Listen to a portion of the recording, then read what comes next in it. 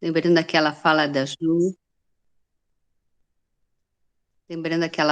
Ju, de cheirar a florzinha, assoprar a velinha, respirando profundamente,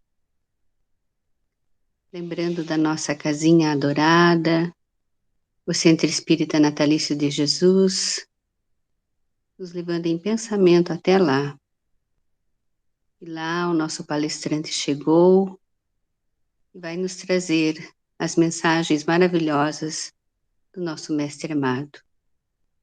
E assim nós vamos rogando ao Mestre, ao nosso Pai, todo o amparo, para que nós possamos assenhorar-nos da lição que o Fernando vai nos trazer, mas principalmente de colocarmos em prática no nosso dia a dia, por meio do nosso pensamento, por meio da nossa fala, por meio das nossas ações. Que nós sejamos inspirados e tenhamos a certeza de que essa inspiração vem do alto e que possamos sempre utilizá-la em nossas vidas. E assim nós vamos glorificando o nosso Pai, dizendo: Pai nosso que estás nos céus, santificado seja o vosso nome, venha a nós o vosso reino, seja feita a vossa vontade, assim na terra como no céu. O pão nosso de cada dia nos dai hoje. Perdoa, Senhor, as nossas dívidas, na medida em que nós perdoarmos os nossos devedores. E não nos deixeis cair em tentações, mas livra-nos de todos os males. Seja bem-vindo, Fernando, com a tua fala, e que Deus abençoe cada um dos lares dos aqui presentes. Assim seja.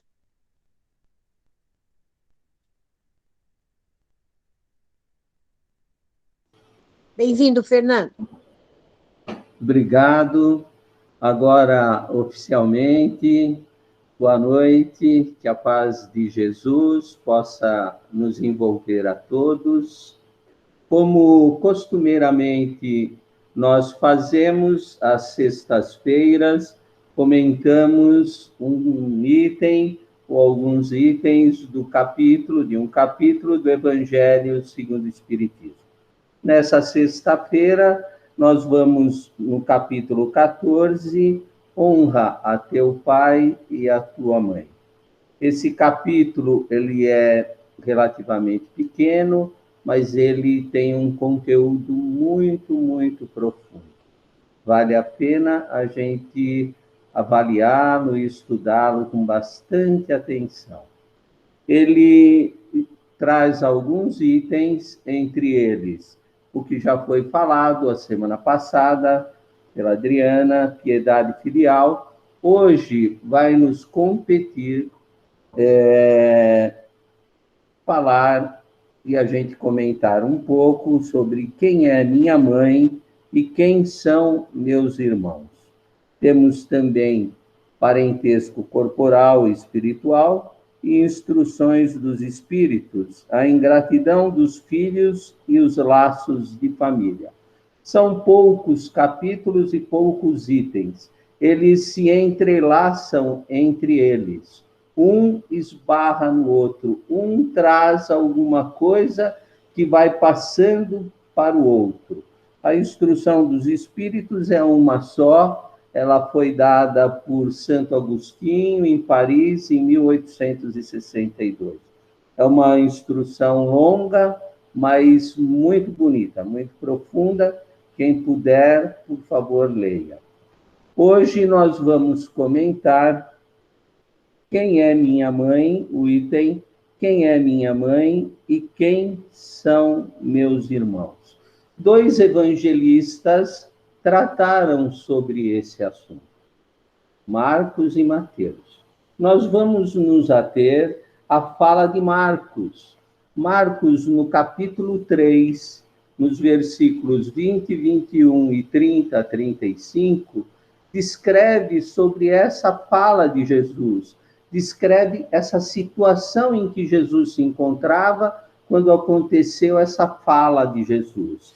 E Marcos, no capítulo 31 a 35, nos diz o seguinte: chegaram então sua mãe e seus irmãos, e ficando do lado de fora, mandaram chamá-lo.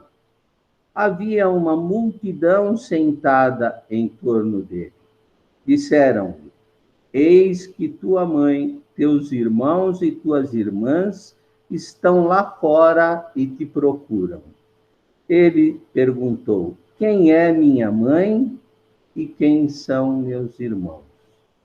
E repassando com o olhar os que estavam sentados ao seu redor, disse: eis a minha mãe e os meus irmãos. Quem fizer a vontade de Deus, esse é meu irmão, irmã e mãe.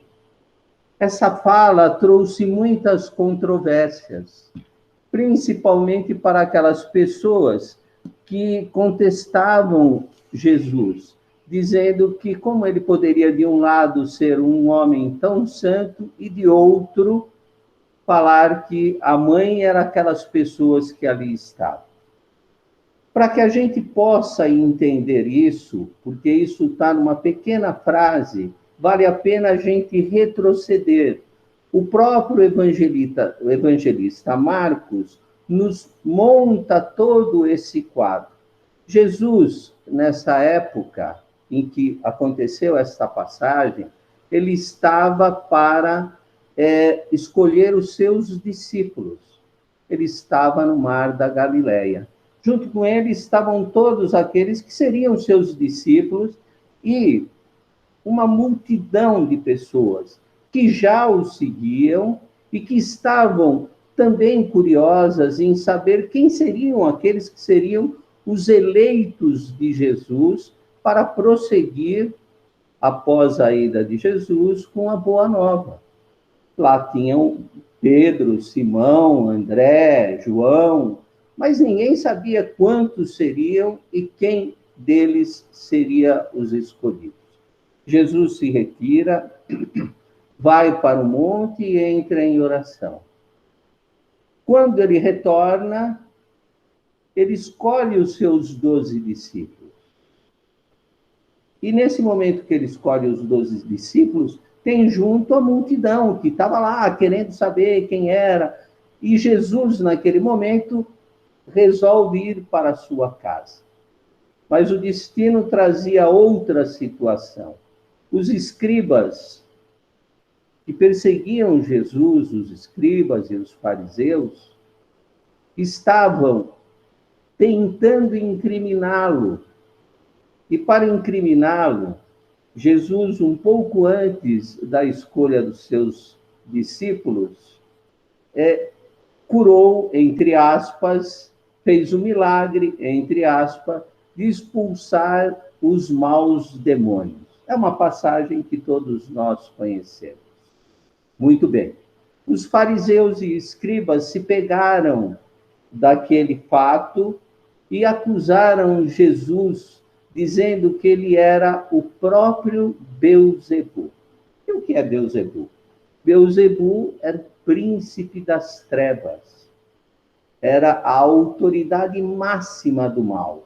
Então, eles diziam que precisavam prender Jesus, sacrificar Jesus, porque ele era o Beelzebu, ou seja, o príncipe dos maus. Por isso, ele conseguia expulsar os maus espíritos das pessoas. Bem, essa notícia chega aos ouvidos de Maria. Maria, mãe de Jesus.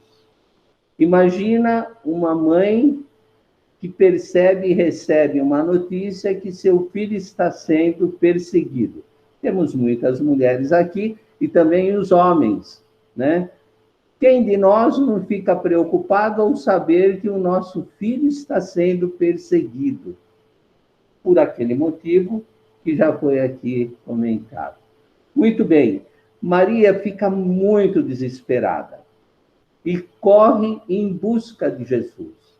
Reúne lá seus irmãos por parte de pai. Maria, quando casou com José, José já era viúvo e tinha filhos. E esses filhos de José, que eram irmãos por parte de pai de Jesus, não simpatizavam com Jesus, não gostavam de Jesus. Veja que nenhum deles foi eleito um discípulo. A própria Maria não tinha a noção da grandeza da missão de Jesus. Kardec nos conta, dizendo assim, para justificar, ela não entendia. Mas ela tinha o instinto de mãe, e ele era seu filho. E ela reuniu aquilo que ela tinha de mais poderoso, que eram aqueles irmãos, e foram em busca de Jesus. Com medo de que pudessem já tê-lo pego e sacrificado, ou prestes a sacrificá-lo, eles, irmãos de Jesus, disseram: nós precisamos pegá-lo porque ele está com um espírito fora do corpo. Nossa, e o que é o espírito fora do corpo? Bem, essa era uma expressão que eles usavam para dizer que aquela pessoa estava desequilibrada mentalmente. Hoje nós diríamos louco. Era uma pessoa que estava louca. Com isso, eles esperavam resgatar Jesus, capturar Jesus, trazer para o lar e lá mantê-lo para que ele ficasse vivo. Esse era o pensamento. E isso é o que movia Maria. Maria sai, abandona a casa para procurar Jesus. Jesus vem com os seus discípulos para casa. Era uma casa modesta, e lá ficou tão apertado, tinha tanta gente que eles não conseguiam, o evangelista fala, que eles não conseguiam nem fazer as refeições. Tal o acúmulo de pessoas que estavam lá para ouvir Jesus, evidentemente.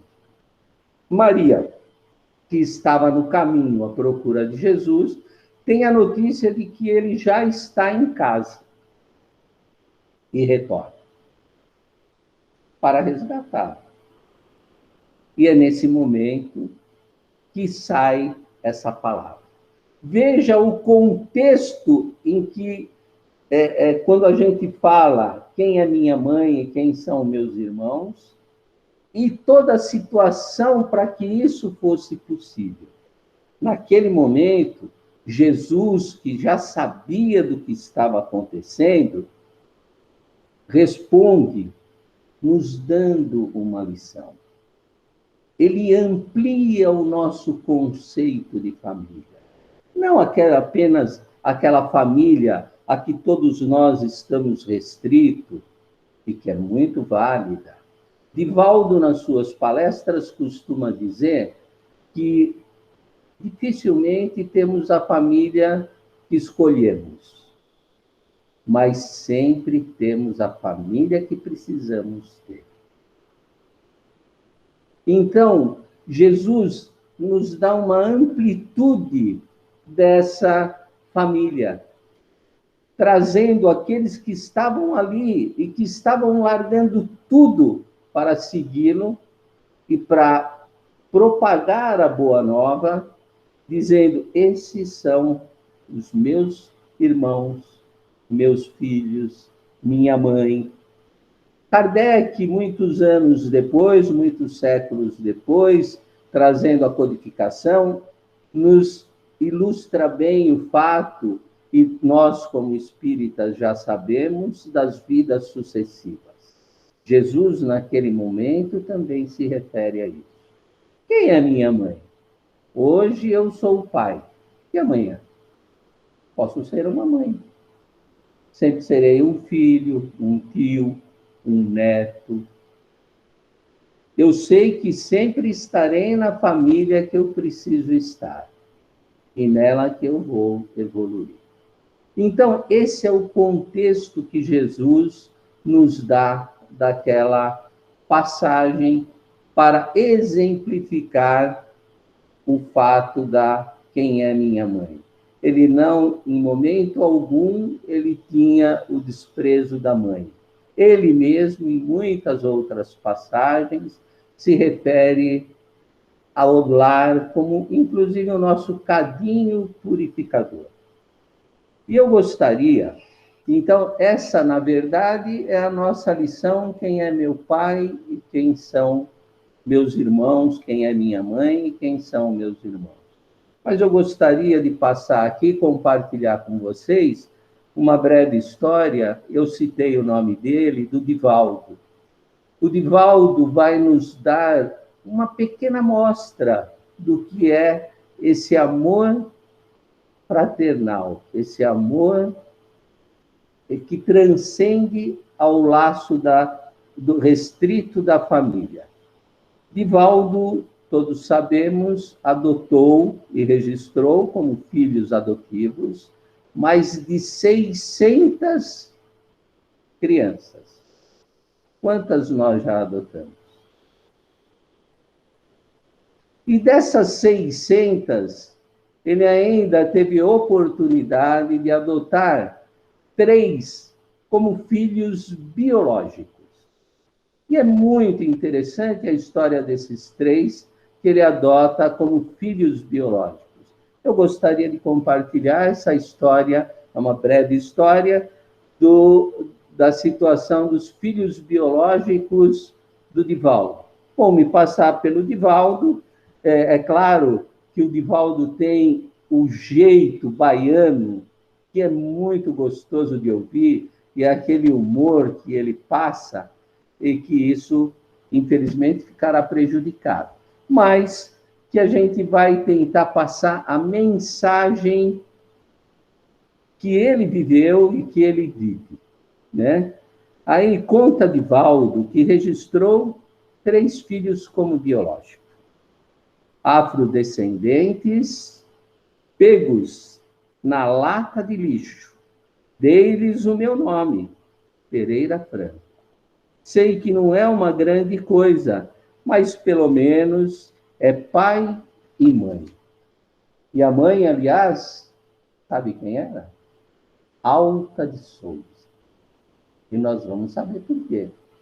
E aconteceu algo desastroso. Quando veio o segundo filho, eu fui registrar. Foi muito interessante.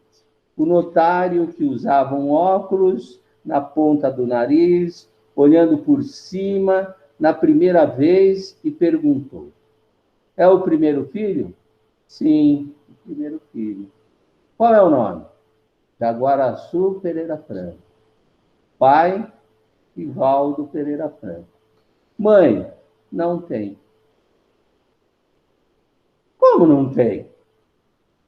Não tem mãe. Eu não sei quem é a mãe. Como não sabe? A mulher pode não saber quem é o pai, mas o pai tem que saber quem é a mãe. Aí eu fiquei embaraçado. Ai, meu Deus, que nome eu boto? Será que boto o nome da diretora do centro? Não ficava bem. Então eu vi andando em espírito, morena, jovenzinha, melancólica. Chegou junto de mim e disse: Divaldo, eu sou Alta de Souza, a poetisa potiguar.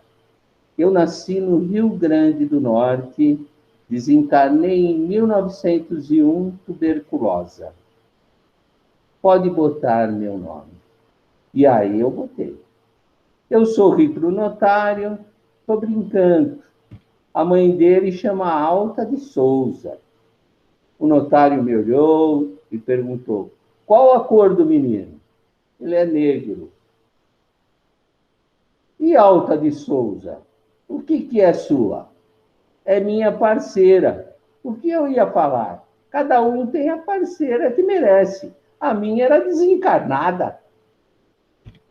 Mas daí a pouco eu acho outra criança na lata do lixo. Corri, fui registrar, o notário me olhou e disse: mas você não é aquele que veio aqui? Quanto tempo tem seu filho? 7 meses. Já tem outro? Sim. E a mãe? Eu sou espírita. é a mesma. Mas como é mesmo o nome do senhor? Divaldo. Mas, senhor Divaldo, como é a mesma se a criança está com 7 meses? Prematuro. Mas, e daí por diante, eu tive o cuidado. A outra filha só veio daí a 3 anos. Mas todos eles conhecem a origem.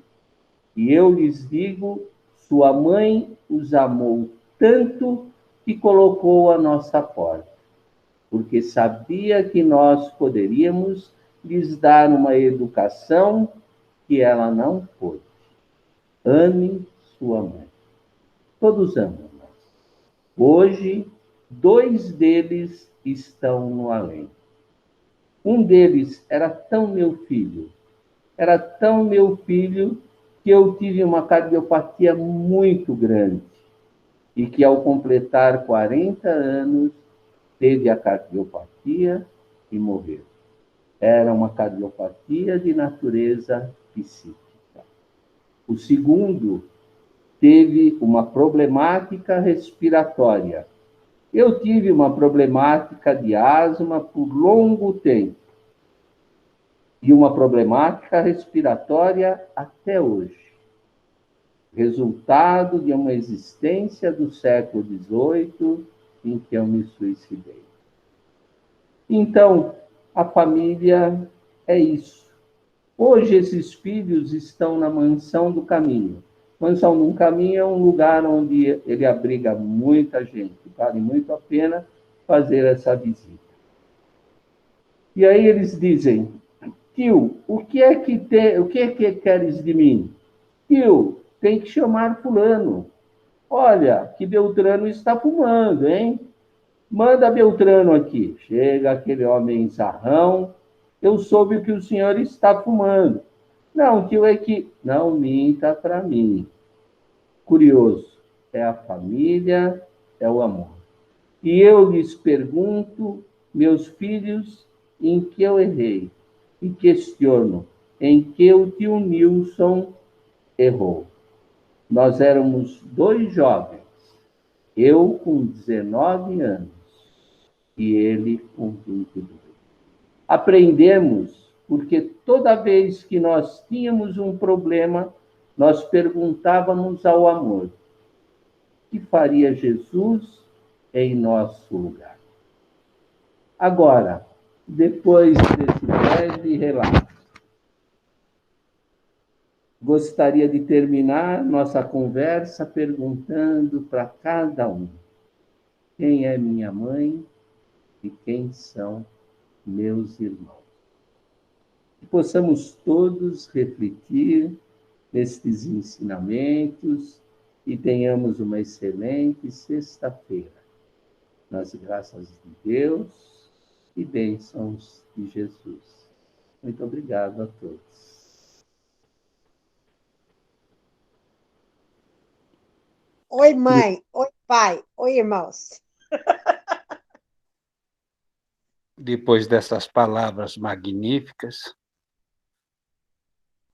de uma história tão bela, vamos agradecendo a Deus, nosso Pai, a Jesus, nosso mestre e irmão, a nossa mãe, a Virgem Santíssima, Maria de Nazaré. Vamos pedindo vibração por todos os nossos irmãos, por todos aqueles que estão conosco nesse planeta, nesse momento, pedindo vibração de luz, que encontre todos os cantos, todos os lugares, levando a claridade, a saúde, o bem-estar a todos os nossos irmãos. Que mandemos vibrações a esses nossos irmãos que estão na linha de frente dos hospitais, dos bombeiros, dos atendentes, a todas as pessoas que estão nesse momento atendendo a população mundial, se precavendo, recebendo a intuição da nossa Virgem Santíssima. Vamos pedir a paz, a solução dos problemas, as vibrações que constam no caderno, na cadernetinha da Ju, de todos os nossos irmãos, de todas as seitas, de todas as crenças, de todos os irmãos em cada um de seu momento. Que o plano espiritual nos mande conforto, paz, harmonia, espalhando o bálsamo regenerativo do nosso ser, do nosso amor, da nossa caridade, independente de quem é o nosso Pai,